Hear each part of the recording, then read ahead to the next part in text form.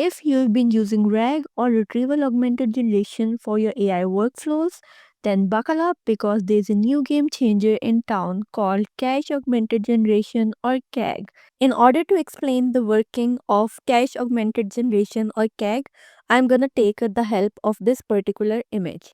This figure actually shows a comparison of the traditional RAG and the CAG workflows.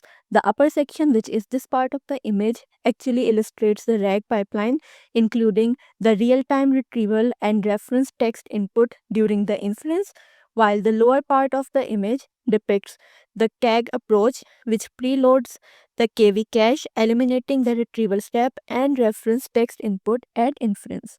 Now I'm gonna go ahead and quickly show you how you can install it locally, and then we are gonna test it out together. Alright, let's head to the installation and testing of CAG. So you can see that currently I am in the official GitHub repo of the CAG. Here they have provided all the datasets, the scripts, and the .env file in order to provide the API keys, etc. So firstly, we have to clone this repo. For that, simply copy this URL, open a new terminal window where you have to run the command git clone and then paste the URL of the repo which you have just copied. Once you hit enter, it will start cloning the CAG to your local system. Once it has successfully cloned the repo, let's move inside the CAG folder using the command cd CAG. After cloning the repo, the next thing that you need to do is to download and install all the dependencies which are needed to run the CAG. So this can be done using the command pip install -r, and then you have to provide the file name which is requirements.txt. Once you run it, it is going to take some time in order to download and install all the dependencies. So be patient, and I'm gonna come back once everything is downloaded.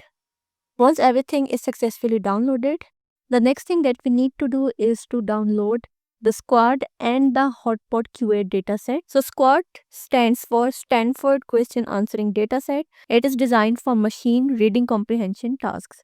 The dataset consists of a collection of paragraphs from Wikipedia with questions based on the content of these paragraphs. Each question also has an answer that is a span of text within the corresponding paragraph. Some questions are unanswerable, requiring the models to identify when a question cannot be answered. And this dataset contains over 100,000 question-answer pairs. And the other one is the Hotpot QA or Hotpot question answering.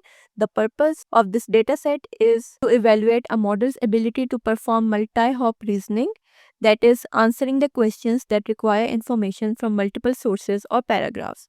It includes two types of questions, bridge questions and comparison questions. So bridge questions require reasoning through intermediate facts, while the comparison questions involve comparing entities or concepts. And just like the SQuAD dataset, it also has an answer for each question. So now in order to download these datasets, I'm gonna run the command sh./downloads.sh, and it is going to start downloading the dataset and will take some time because the datasets are quite large. So you can see that just by running this command, it has firstly downloaded the Stanford question answering dataset, which is the SQuAD dataset, and then the Hotpot QA question answering dataset. Next, we need to create a .env file, which can be done by copying the contents from the .env template file. And this is the file which is actually going to contain the API keys for the LLM which you want to use.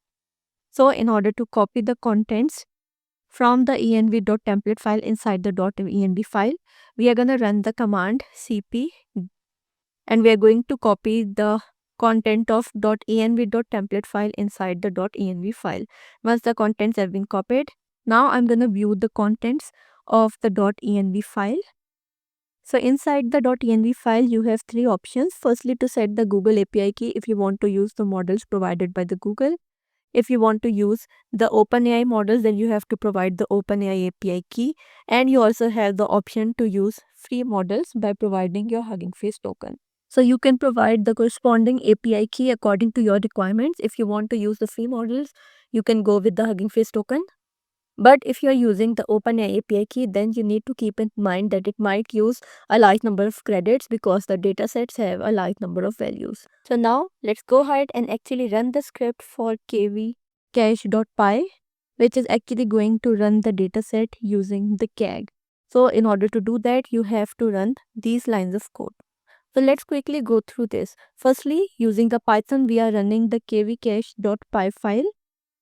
and we are providing it the KV cache file flag in order to tell it that this is going to be the file.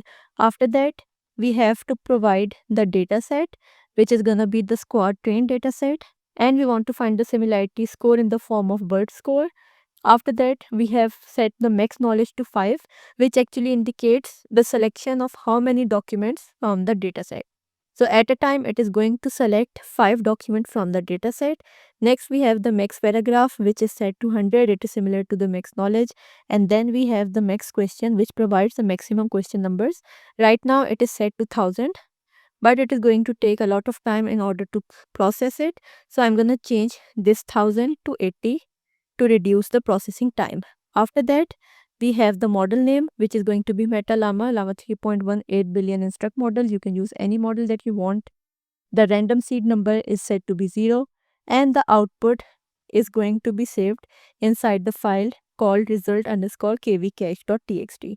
Upon running this, it is going to start executing different questions which are present inside the dataset, will provide the answer for it, provide us a similarity BERT score, and will provide us the KV cache result. So let's hit enter to run it. So you can see that it has started generating the answers for all the questions as well as providing the similarity score. And for a total of 80 questions, it provided us the answer. It has provided us the preparing time, average similarity, the cache time, and the generate time. So you can see that within a few seconds it was able to answer all of these questions correctly. So in this way you can use KAG instead of RAG to make your processing much more faster, but it is best suited for the applications with constrained and manageable knowledge base. So I'll highly encourage all of you to try it out for yourself and let me know in the comments what you think about it. That's all for this video. Thanks for watching.